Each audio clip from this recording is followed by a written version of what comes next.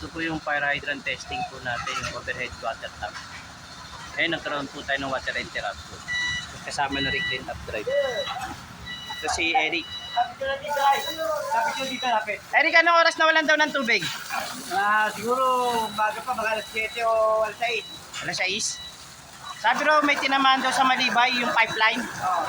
Ano bang sabi? Kung sila araw, kung sila sa ako ng ito.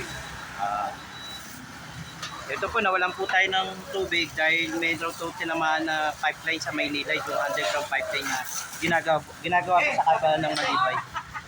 Yan na, tinamaan po yung 184 parting Arigi ng Maynila po. So nawalan po tayo ng tubig, water interruption. Pero buti na lang may immediate ticketing kagad na meron tayong fire hydrant sa pangunguna rin natin ng buting kapitana, Judy Baramesa po. Yan po. Ito po yung tanod natin, naka-assign. Tapos kasama na rin po clean up drive. Saan ka punta?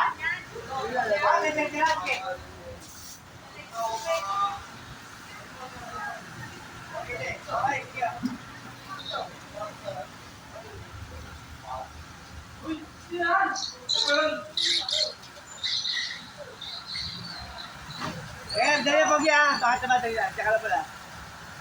Uli ka na ito, tsaka lang pala. Hindi, pagkatanggal yung mga ano mo.